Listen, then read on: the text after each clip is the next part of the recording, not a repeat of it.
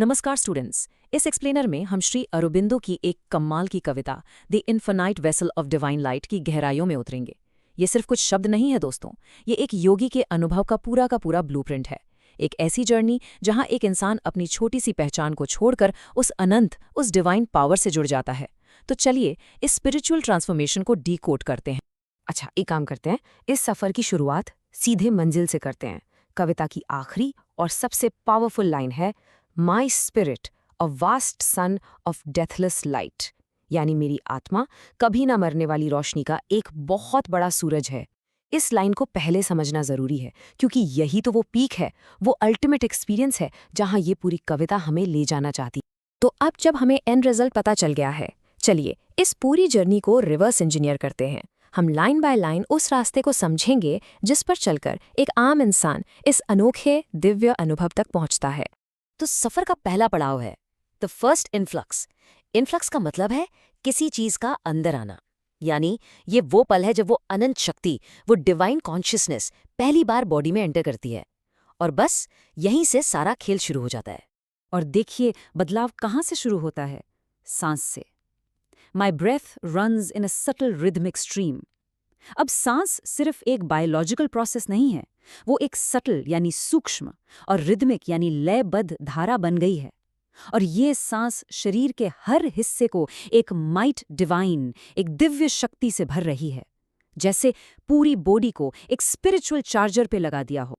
और फिर आती है ये जबरदस्त line, I have drunk the infinite like a giants wine. यहाँ इन्फिनिट यानी उस अनंत को एक ऐसी शराब कहा गया है जिसे देवता या बहुत बड़े राक्षस यानी जायंट्स पीते हैं। और सोचिए, ऐसी शराब पीकर इंसान खुद क्या बन जाएगा?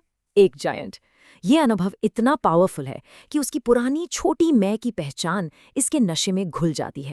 तो इस अनुभव का, इस नशे का असर क्या हुआ? असर हुआ टाइम पर। टाइम इज माई ड्रामा और माई पैजेंट ड्रीम। हम सब टाइम के कैदी हैं ना? लेकिन अब स्पीकर के लिए टाइम एक बंधन नहीं, बल्कि एक खेल, एक नाटक या एक सपना बन गया है जिसे वो कंट्रोल कर सकता है।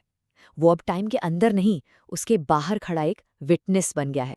चलिए आगे बढ़ते हैं। अब देखते हैं कि इस स्पिरिचुअल एक्सपीरियंस का असर हमारी फिजिकल बॉडी पर कैसे होता है। श्री अरबिंदो के लिए आध्यात्मिकता सिर्फ मन या आत्मा की चीज नहीं है, ये आपके शरीर के हर सेल, हर कण कण को बदल देती है। यहाँ बॉडी का ट्रांसफॉर्मेशन देखिए, बिल्कुल साइंस फिक्शन जैसा लगता है। Now are my illumined cells choice flaming scheme. इसका मतलब है कि शरीर के हर सेल अब रोशनी से जगमगा रहे हैं, इल्यूमिन्ड हो गए हैं।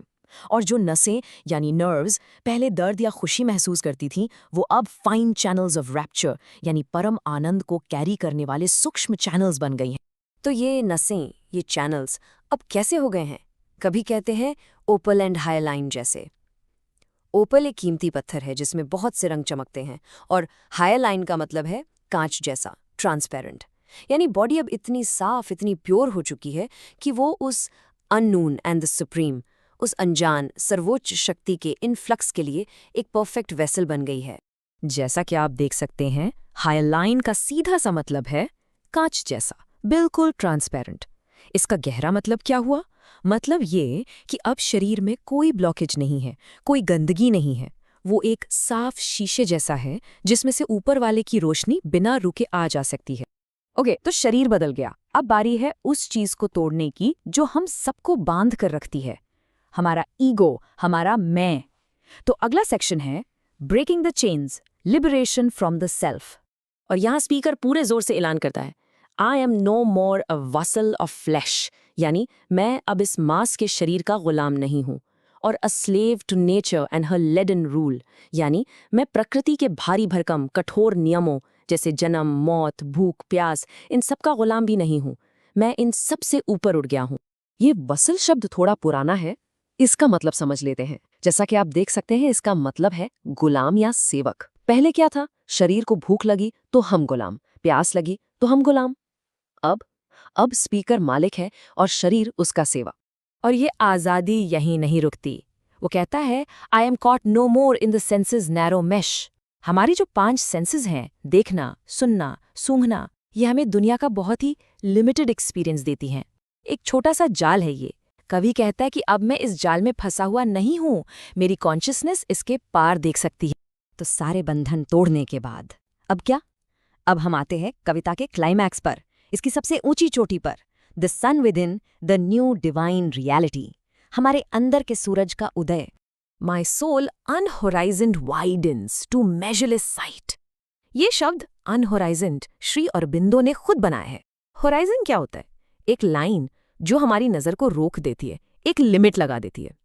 अब सोचिए, अगर कोई होराइजन ही ना हो तो बस आत्मा अब अनहोराइजन्ड यानी सीमाहीन हो गई है, और इसलिए उसकी नज़र भी मेजरलेस हो गई है, जिसे मापा नहीं जा सकता। और आखिर में वही लाइन जहां से हमने शुरू किया था, लेकिन इस बार पूरे कॉन्टेक्स्ट के साथ। My body is God's happy living tool. मेरा शरीर अब मेरा नहीं, ये भगवान का एक खुश जिंदा औजार बन गया है। और my spirit a vast son of deathless light. मेरी आत्मा अब रोशनी लेती नहीं, वो खुद अमर रोशनी का एक बहुत बड़ा सूरज बन गई है, सोर्स बन गई है। तो चलिए इस पूरे बदलाव को एक साथ देखते हैं। एक तरफ है द ओल्ड सेल्फ, जो शरीर का गुलाम था, प्रकृति का दास था और अपनी सेंसेस के जाल में फंसा था। और दूसरी तरफ है द न्यू सेल्फ, जो अब भगवान का एक औजार है, जिसकी आत्मा की कोई सीमा नहीं और जो खुद अमर रोशनी का सूरज है। ये सफ़र अंधेरे से उजाले का है। तो इस पूरी कविता का आखिरी मैसेज, इसका टेक अवे क्या है? संदेश बहुत सिंपल है। ये जो सफ़र है एक सीमित शरीर से असीमित आत्मा तक का, ये सफ़र बाहर कहीं नहीं है, किसी पहाड़ पर या मंदिर में नहीं, ये सफ़र हमारे अंदर ही है। और आखिर में ये कविता हम सबके सामने एक आईना रखती है, एक सवाल छोड़ जाती है। अगर एक इंसान की कॉन्शियसनेस इतनी विशाल हो सकती है, तो सोचिए आपके अंदर कितना लिमिटलेस पोटेंशियल, कौन सी अनंत संभावनाएं, कौन सा vast son of deathless light छुपा हुआ है जो बस जागने का इंतजार कर रहा है। अगर आपको ऐसे ही डीप एनालिसिस पसंद है तो चैनल को सब्सक्राइब ज़रूर करें। धन्यवाद।